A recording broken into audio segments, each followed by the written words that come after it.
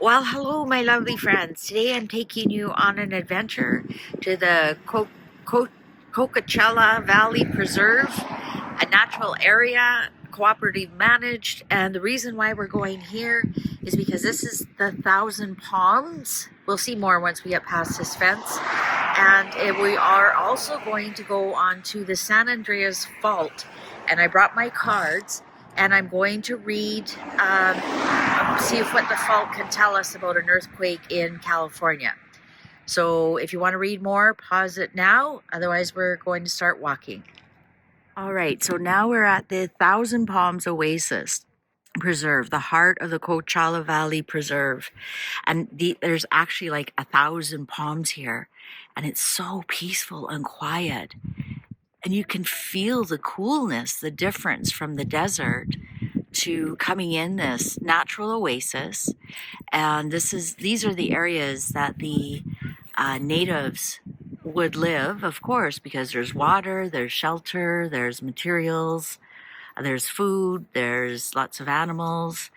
And this is how they survived in the desert, are in these oasis areas. This is one of the original cabins in the area, and now they've made it into the visitor center. But I just want to show you how many palms are here. Like, there actually is 1,000 palms. Absolutely gorgeous, gorgeous day here again in Southern California. I'm happy to take all of you with me on this little adventure today. Okay, so I just want to give you another idea how tall these palms are. And here's where we are going. To the San Andreas Fault, Mission Creek Strand, McCollum Trail. And once we are on the fault, I'm going to read the cards. Just some more of this beautiful area. You hear the birds singing. So different from the desert. Like, you honestly feel like you're in the tropics. Okay, so we've got our first detour. We have discovered that this trailway is kind of closed for some reason. So we have to go around another way to get to the fault. But I thought you'd want to see more of these gorgeous 1,000 palms. Okay, so we're just going to go into a trail just a little bit. I just want to show you the size of these. And wherever you see water and palms, it's you're on the fault, because the fault opens up and allows water. So anyways, this is all closed, so we're not going to go much further. I just wanted to bring you in and show you the size of these. Like, they're massive, absolutely massive. These have been here quite a long time. And because this is a preserve, they just allow it to hit the ground and regenerate. Okay, we're going to go in a little bit further, see how far down we can go. These stairs are kind of dangerous. So remember, if you can see water, you're near the fault line, because the water only comes up from the fault line. The fault line opens up and out come the springs. I don't know if you can see how tall these are. I don't know if I'm capturing it, but they are just massive, massive, massive. So you can see there's a little spring coming out there. So we're getting closer and closer to the fault.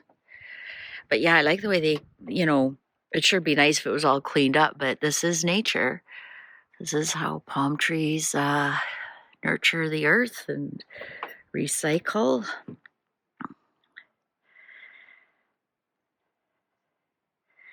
So yeah, it's quite interesting when you go on a tour and they show you how the native people lived in these oases. They didn't waste anything. They even discovered some of the leaves on the berries. They noticed when the birds ate them that the birds wouldn't lay eggs, so the women started eating them, and sure enough, they somehow didn't get pregnant. So uh, they observed nature and followed what nature did. Just beautiful.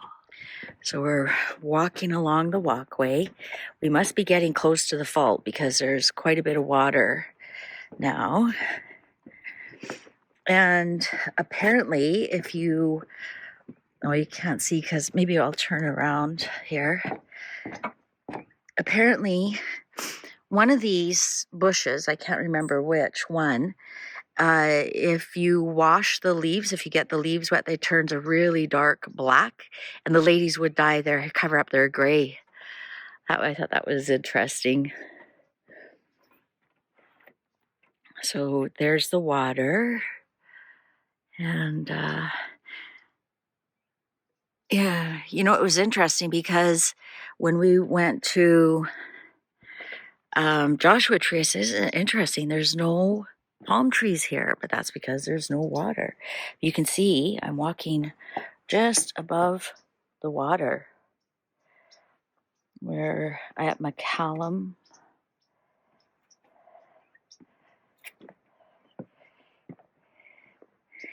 And you can see the mountain back there. That was the mountain that we were on the a tram. So that's how close we are to Palm Springs. So now you know why they call it Palm Springs. There's actually palms with springs, and you can see the water's seeping onto the little boardwalk here. And now you know why the rest of the trail is closed. It's because it's all wet. I wonder if there was a minor earthquake here and ended the trail. What a gorgeous, gorgeous day. Look at that sky. I'll never get over that beautiful sky. So here you can see, right behind this sign, you can see the two sides. There's the one of the arms of the fault line right there. That cliff there and that there has opened up. So now we're in another part of the oasis. We're in the Mission Creek side, and you can actually hear the creek. And the creek is on the Mission Creek arm of the fault. Sounds amazing.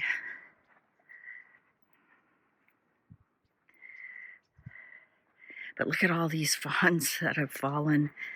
This will just become richer and richer earth. Okay, and just like that, we're back in the desert. So this is one entrance to the oasis. And the fault line, of course, is there.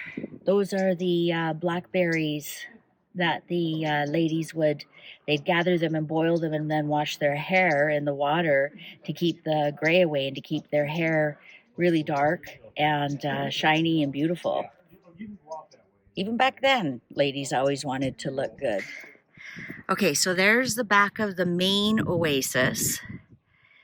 And here we are, we're going into another oasis, and those trees, the line of palms in the back, way over there, that's actually the fault. So that's where we're off to.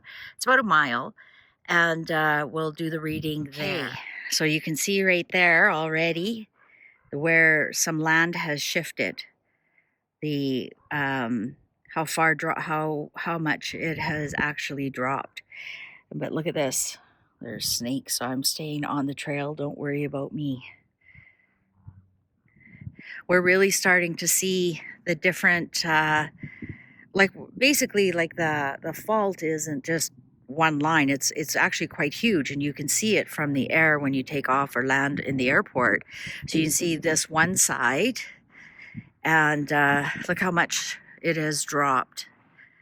We aren't on a creek bed. We're actually on the desert. You can see the different levels here, how when it drops.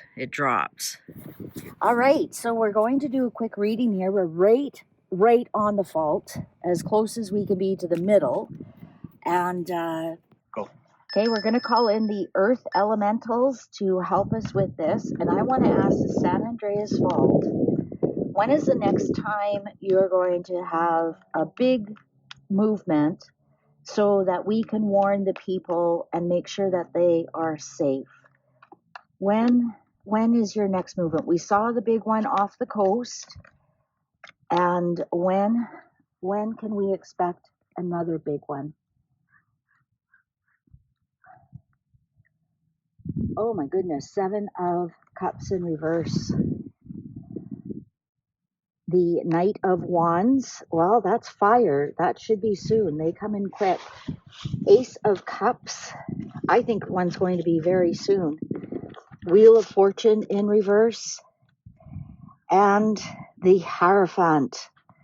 Listen to the experts. I think there's going to be one offered very soon. It'll come at a very unfortunate time. I think it's going to come soon. Oh my goodness. The Devil in reverse.